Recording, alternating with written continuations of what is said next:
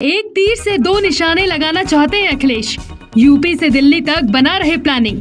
विधायकी छोड़कर सांसदी चुना, अब दिल्ली से साधेंगे राजनीति, करेंगे बड़ा खेला। नेता प्रतिपक्ष के साथ यूपी में देंगे बड़ा संदेश। पीडीए से 2027 में करेंगे श्री गणेश। समाजवादी पार्टी में अब एक ही मंथन चल रहा है कि यूपी विधानसभा में विपक्ष की कुर्सी कौन संभालेगा, क्योंकि सांसद बनने के बाद अखिलेश यादव ने तो इस्तीफा दे दिया है और अब अखिलेश यादव दिल्ली की राजनीति में सक्रिय होने की फिराक में है। ऐसे में यूपी को तो अखिलेश यादव ढील देंगे नहीं, क्योंकि यूपी ने ही अखिलेश को चमकाया है।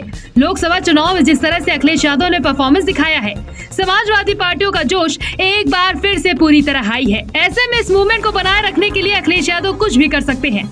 अब की बार अखिलेश यादव ने नया पैंतरा ढूंढा है और करहल से विधायकी छोड़ दी है। ऐसे में अब अखिलेश यादव के सामने चुनौती है कि जब यूपी का विधानसभा सत्र चलेगा तो सरकार के सामने कौन नेता सवाल जवाब करेगा। शिवपाल यादव कमान संभालेंगे या फिर किसी नए चेहरे को मौका मिलेगा। सपा में इस समय इसी मुद्दे पर मंथन चल रहा है। अखिलेश यादव 3 नाम पर मंथन कर रहे हैं, यानी वो 3 नाम में से एक नाम ऐसा हो सकता है जो नेता विपक्ष बन सकता है और सरकार के जवाब तलब कर सकता है। वो 3 नाम कौन से होंगे, आज की रिपोर्ट में हम यही दिखाएंगे। दरअसल अखिलेश यादव इस समय एक तीर से 2 निशाने का प्लान बना रहे हैं। दिल्ली की राजनीति से समाजवादी पार्टी को आगे ले जाना चाहते हैं, यानी वो चाहते हैं कि यूपी से ही हटकर समाजवादी पार्टी का झंडा बुलंद हो। तो ये भी चाहते हैं कि यूपी की सियासत में बीजेपी सरकार को कमजोर किया जा सके। यानी लोकसभा चुनाव में जिस तरह से सपा ने झटका दिया है, ठीक उसी तरह से अखिलेश यादव 2027 के विधानसभा चुनाव में करना चाहते हैं। इसी कड़ी में अखिलेश की पूरी प्लानिंग चल रही है, क्योंकि दिल्ली से लेकर यूपी तक सपा की साइकिल दौड़ाना चाहते हैं। पार्टी 2027 के विधानसभा चुनाव को ध्यान में रखकर और बीजेपी को सदन में मजबूती घेर सकने वाले नेता को ये जिम्मेदारी देना चाहती है।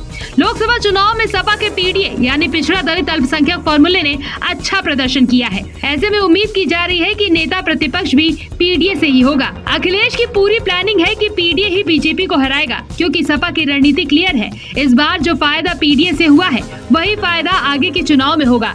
इसीलिए 3 नामों पर विचार किया जा रहा है। ये 3 नाम ही नेता प्रतिपक्ष के लिए हो सकते हैं, जिसमें से एक नाम को सेलेक्ट किया जाएगा। नेता प्रतिपक्ष की दौड़ में राष्ट्रीय महासचिव शिवपाल यादव, राम अचल राजभर और इंद्रजीत सरोज के नाम प्रमुखता से चल रहे हैं। विधानसभा में नेता प्रतिपक्ष तय होने के साथ ही विधान परिषद में भी नेता प्रतिपक्ष का नाम तय हो जाएगा। इस स्ट्रेटजी से अखिलेश यादव बड़ा खेल कर सकते हैं, क्योंकि अखिलेश यादव के पैंतरे में बीजेपी अब लगभग फंस चुकी है। इस दांवपेच में बीजेपी जिस तरह से उलझी है वो अपने आप में काफी अहम है, क्योंकि लंबे समय से सपा संघर्ष कर रही है। इस बार के लोकसभा चुनाव में समाजवादी पार्टी ने कमाल ही कर दिया, जिसके बाद विपक्ष भी मजबूत स्थिति में है। ऐसे में अब अखिलेश यादव एक तीर से 2 निशाने की प्लानिंग में है, जिसका पूरा अध्याय शुरू हो चुका है।